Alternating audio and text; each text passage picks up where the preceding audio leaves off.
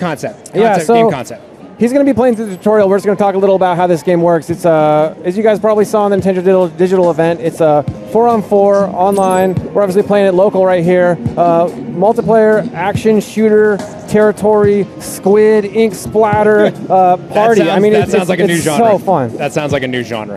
Eric's just going to sort of, what you're seeing is just him sort of going through by himself, getting used to the controls. But basically, when the match starts, what he's going to be doing is competing with his team of 4 to splatter as much of the map with ink as possible. Yep. And meanwhile, also trying to splatter everyone else. Splatter everyone else. Yep. And the controls really couldn't be easier. So, I mean, anybody who's played any third-person game will be pretty familiar with them. Just in general, the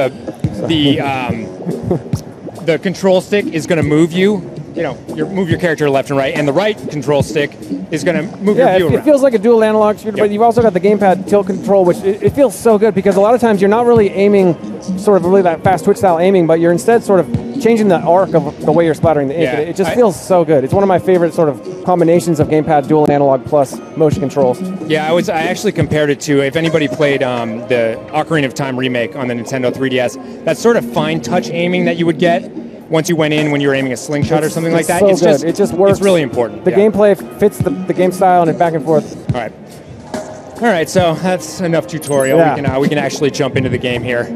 And Eric hopefully is going to show.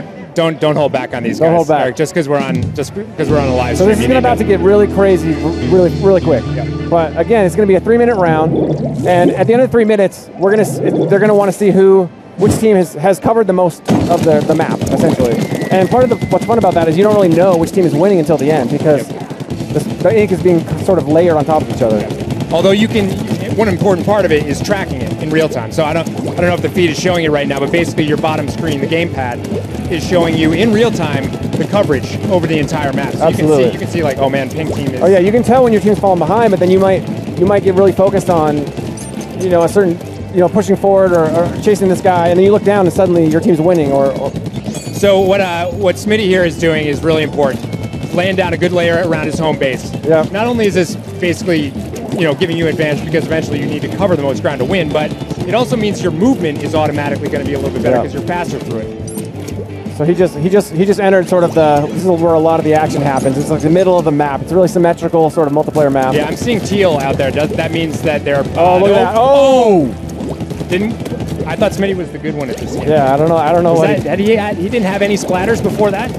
Splattered before splattering. Oh, talk about that. That's important. So that's a really critical gameplay mechanic. Like he just on the gamepad screen, he just tapped one of his teammates, and that sort of super jumped him right to the location. So it's a territory-based game where you're often fighting over the middle ground or the different sort of choke points, but you don't have to sort of run back from the front. You can hop right to it, and you can also hop back to your spawn point. So you're kind of jumping back and forth between where the action is. Which is crucial, right? Because you can look down at your map and basically see, oh man, they're around my base. I'm seeing paint, like bad ink around my base. See here he's swimming, as a squid you can swim through your ink really quickly. So you also have an advantage. The more territory you have covered in ink, the more you can use your squid abilities. And then it's just sort of, everything sort of plays into, the more territory you have, the more advantage you have. There you go. Ooh.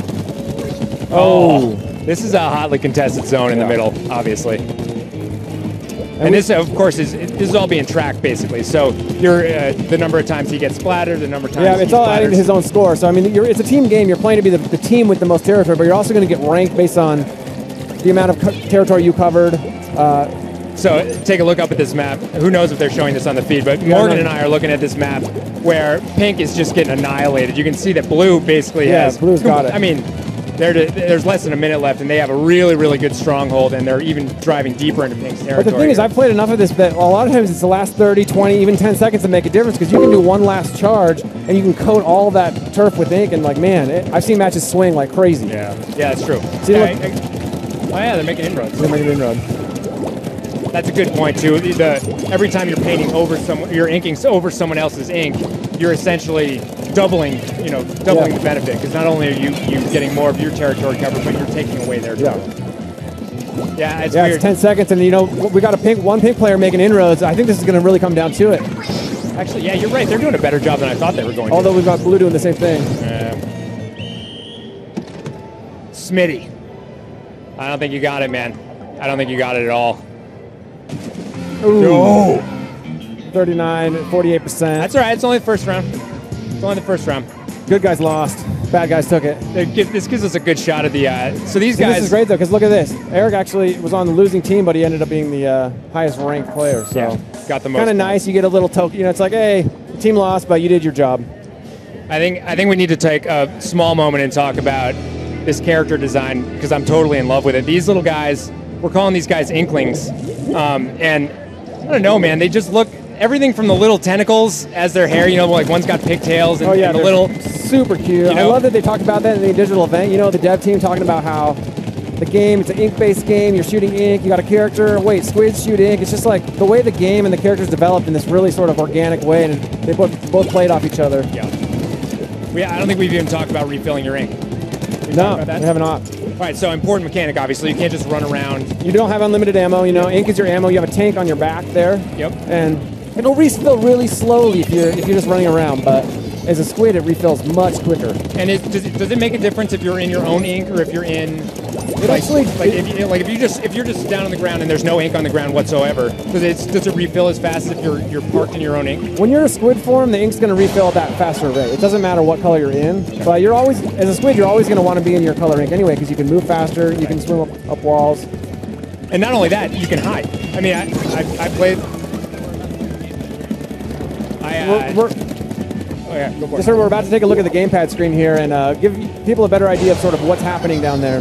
There's actually a lot going on. Not only is there that real-time sort of view of what's happening, I love it too because it's not like, you know, some shooters you might be like, oh, we're winning 16-8, and you're like, okay, we're down 8, whatever. This is like constantly changing dynamic, and you never have a really good idea who's winning. I mean, you do to a point. Yeah. But you just saw one of his players get splattered right there.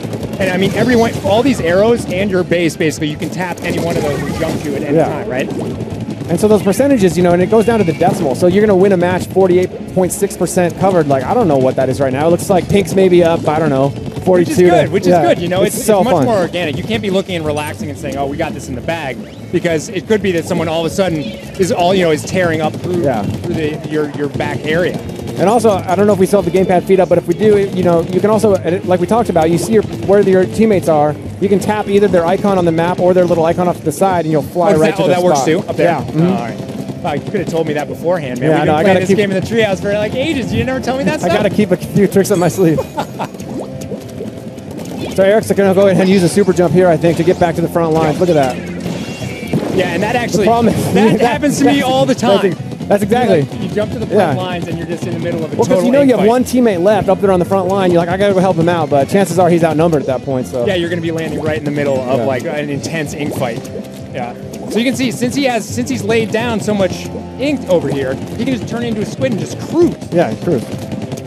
I've seen. And actually, we didn't talk about this, but those things he's hopping over, there definitely are surfaces that you can't put ink on. Yes, right? Absolutely. I mean, that's important too because you can't. It means you can't like climb all walls. There's certain areas where you can't hide. And the ink on the walls actually isn't going to counter your total, but it's going to help your team have an advantage to like swim around and up and down. You can if you ink a wall, you can just hide in there though. Yeah, right? you can totally just hide. Chill. What do you think, Smitty? What's the verdict? I think Pink took this one. I'm calling it Pink. Oh, look at that. 0.9%. Yeah, 0.9. See, and the thing is that 0.9% was probably like two little ink splats. Just a couple of splats of ink. Yeah. Gotta keep playing. Wow, somebody else was carrying you that time, Smitty. Who was that on your team? Yeah. Is that Holdman over there? He's carrying you up. All right, so we're gonna have these guys go back to the tutorial and sort of, I think a lot of people were seeing a match for the first time, and we're gonna use this opportunity to sort of slow down and just let people, talk a little bit more about what they just saw before they hop into the next match. So, well, it gives me a chance to talk over some stuff that I saw in the trailer that I didn't even know was in the game. Yeah. And obviously, we're just gonna have to speculate about this stuff, but I definitely saw different weapon types. There was like a giant paint roller that they're rolling around with, just like painting the floor. Oh my god! I mean, we're not seeing that in this version we've got playable, but I mean, just imagine the different weapons. Yeah. No, I was already, and they showed a bunch of different maps on. We're obviously showing just this one here, but every time I saw the overhead views of new maps, I was already in my head like, okay, that's a choke point. That's a choke point. I got to get that high platform. Eric right here is sort of using this. He's sort of doing a strategy where you shoot ink, swim through it, and you by like pop out. Shooting ink, swimming through it, you can like increase your rate of speed like through the map. It's unbelievable. Oh man, I gotta practice. Yeah. I am not that good yet. Hopefully they won't actually put me on one of these units for any of these segments. I think I'd do all right, but not like that.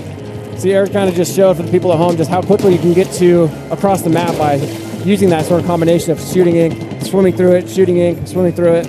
Now that I'm taking the time to stare at it too, it's kind of awesome how you can see the ink tank in the back, exactly how depleted it is. Yeah, at all times. That's totally. And there's a little red arrow on that ink tank too, and that's actually the level you have to have it at to throw an ink bomb. It's like a splatter bomb.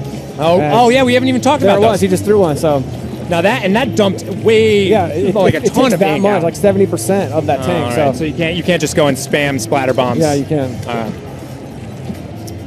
All right, let's get in there.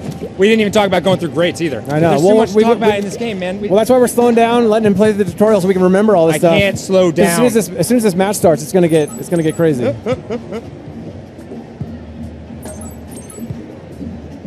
Loading up, loading players. So I've actually seen a lot of different ink colors too. I think that is this randomly spawning which ink colors it is every time we play this demo? We've got 3 sets of ink colors, and you got to figure that some people. Oh, we're gonna hop over here. We're gonna hop over to this other gamepad. Morgan, come back over here. Yeah. As we're waiting, we can talk about one other thing that I want to talk about, which is the. Tell me what the super weapon's called. Is it super weapon? Yeah, super weapon. So, all right, we're gonna try to get Smitty. We're gonna try to get you to get one of those. I don't think you busted that out in the last match, but in this match, talk to me how exactly super weapons fill up and what they do for you, basically. Yeah. So as the ink's sort of filling up the tank, as you're splattering and as you're like covering the ground, your score is going up. So like every new bit of turf that you cover is going to add to that total. So it's not like it has to be claimed for the first time. And as your little meter fills up, you then get this like super weapon. You click the right thumbstick, pull out this like it's basically a giant bazooka, full of ink. Yeah, and you only have as many shots as it's like a timer. It's like a cooldown. So you fire at will, basically. Fire as fast as you possibly can, and you'll be spraying ink everywhere. It's like a cooldown timer. So. No, and sorry, I didn't understand your explanation. The way it fills up is every time you're painting over anything, that's basically adding to like a point total. Yeah. And exactly. that and that is filling the meter up. The exactly. Point total Exactly. Does that have anything to do with when? So they're gonna get going here again. So we're gonna. Oh, okay. Are you telling me to stop talking? No. I'm just saying it was like I was amusing anecdote. Yeah. Well, I just want to make sure that we're focused on Let's focus on the gameplay. See if you can get me a super weapon, man. I need to see it. Yeah. So what you're gonna see is sort of. You see his score going up. He's got 23, 24. What that's counting is sort of how much new turf is covered by his ink from his tank, not his team. That's his individual score. Gotcha. So this is what I don't focus on when I'm playing. I'm just running around like must spray everything because it feels too good. And yeah, as that's going up, that meter's filling up. He just come on! Oh, we got him. Did you get him? And you get a little bump for that too. You're like when you splatter another player, you get a little point bump. That's all going to add to your own total. So that's what we're seeing at the end of matches when like you might be on a losing team but be the first player. It means that like you did a lot of work. That was awesome. So you see how he escaped that? He threw a splatter bomb into that hallway. Smitty basically turned into squid form, jumped out, and basically dodged the ink explosion. Yeah. A wise retreat. Got a refill, man. All right, he's got a super weapon ready. Let's see if he's going to use it. He's going to get smoked. Oh, there he goes. He's got it. Oh, look at that. He's just laying down these like cyclones, these like swaths of ink. It feels so good too because if you have a big wide open area in front of you, you can just like boom, lay down like. Yeah. Actually, we were playing this earlier, and I was on a high platform, and someone way below me was firing it. It still hit me. I didn't even see it coming. All of a sudden, there's this cyclone. Oh, yeah. It's like a 40-foot tall like spinning cyclone wall of ink. You don't want to mess with that. Smitty's really moving. Yeah, there it comes. See, that's exactly what I saw. That was the last thing I saw. The cyclone of ink coming in my face. Yeah, you were talking about this earlier, the different colors. Now we have sort of orange versus blue. There's 3 sets, and they all look so good. Like just the way the ink looks, the way it reflects. Yeah, I've played this game for weeks now, getting ready for E3, and like I've never gotten tired of just shooting ink. Yeah. Well, and the thing is that I feel like you're not going to just master any map or any strategy. Every single time I play this, I feel like I have to have a different strategy because it constantly evolves. There's this guy, Ethan, that works in the Treehouse, and like his favorite thing to do is he runs to the other side of the map, shoots one little tiny dot of ink, and then just hides in it. Just sits there. Yeah, that sounds like Ethan. So Sounds like yeah, we've got about 50 seconds left in this match. So and we're gonna after this match is over, we're gonna kick it back over to the. Yeah, I think we're probably not even going to see. I don't think we're even going to see the end of this match because we have people waving at us saying that somebody way more important than us is waiting over on the deck. Yeah, one of the most important people in my life since I was a kid. Yes, we are going to have Mr. Miyamoto on Treehouse Live, Nintendo Treehouse Live at E3's deck coming up next. So we're just going to take a really quick break. I hope you guys have had a great time looking at Splatoon. It's we're going to have a bunch more segments. We get to come back. Yeah, I mean, I feel like I need to see this whole show floor. So yeah. Excellent. All right. Exciting. Well, we're going to take a quick break, and then Mr. Miyamoto will be waiting. Thanks, guys.